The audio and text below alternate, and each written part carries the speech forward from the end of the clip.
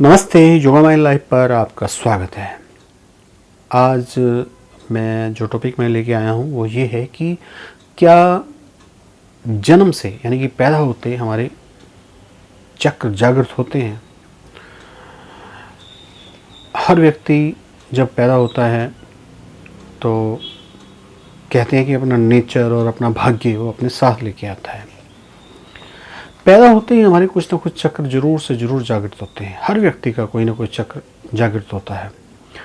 जागृत होने का मतलब ये भी नहीं है कि फुली जागृत होता है। जागृत होने का मतलब है कि कोई चक्र पार्शली जागृत होगा, दूसरा चक्र जो है वो हो सकता है उससे कम जागृत हो, तीसरा चक्र हो सकता है उससे ज़्यादा एक्टिव। यानी कि हर चक्र किसी न किसी रूप में एक्टिवेशन लिए होता है और ये डिपेंड करता है कि उस व्यक्ति का नेचर क्या है। यानी कि जिस चक्र में ज़्यादा एक्टिवेशन होगी उस तरह की वो उसके बॉडी के अंदर उसके गुण होंगे, उसकी हरकतें होंगी, उस तरह की उसका लाइफस्टाइल होगा। अगर किसी का केवल मूलाधार एक्टिव है तो उसका लाइफस्टाइल होगा कि वो केवल और केवल धन के पीछे भागेगा। यानी कि वो धन के पीछे भागता रहेगा जीवन भर और बड़ी बड़ी बिल्डिंगें बनाने की कोशिश करेगा, बैंक बैलेंस बढ़ाने की कोशिश करेगा। इस तरीके से उसका लाइफ का स्टाइल होगा। अगर मूलाधार चक्र ज़्यादा एक्टिव है तो पैदा होते ही यानी कि पैदा होने के समय।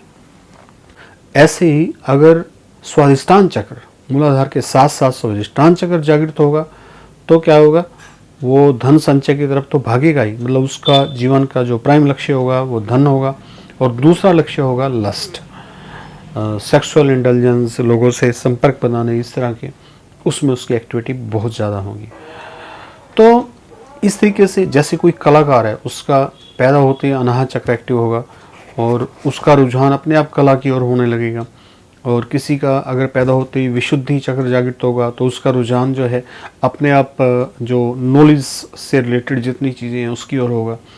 और किसी का आज्ञा चक्र ज़्यादा एक्टिव है तो वो स्पिरिचुअल एक्टिविटी में आज्ञा या शस्त्रार इस तरीके से एक्टिव होगा। लेकिन ये बात बिल्कुल सही है कि पैदा होते ही जब व्यक्ति पैदा होता है तो उसके कुछ ना कुछ चक्र अपने आप एक्टिव होते हैं।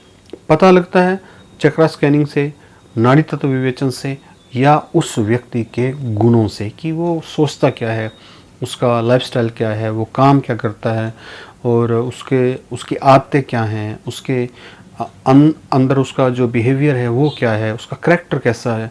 इस बात से पता लग जाता है कि इसका कौन सा चक्र एक्टिव है, कितना एक्टिव है, पार्शली है, फुली है और उसकी ऊर्जा जो है किस तरफ फ्लो हो रही है, नीचे की ओर फ्लो हो रही है या ऊपर की ओर फ्लो हो रही है। नीचे की ओर फ्लो या ऊपर की ओर फ्लो होने का मतलब ये है कि सेंटर पॉइंट कौन सा है, मणिपुर चक्र।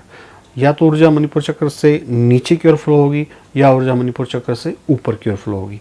जब नीचे की ओर फ्लो होगी तो संसार की ओर धकेलेगी, जब ऊपर की ओर फ्लो होगी तो वो संसार के साथ साथ आध्यात्मिकता की ओर भी लेके जाएगी। तो आज हमने डिस्कस किया कि पैदा होते क्या वास्तव में व्यक्ति के चक्र जागृत होते हैं। डेफिनेटली होते हैं, पैदा होते ही होते हैं और फिर उम्र भर उन पर काम किया जाए तो उनमें और विकास होने लगता है। इस तरीके से हमने जाना कि पैदा होते ही चक्र हमारे जागृत होते हैं। थैंक यू वेरी मच समय देने के लिए, बहुत बहुत धन्यवाद। आपका दिन मंगलमय हो।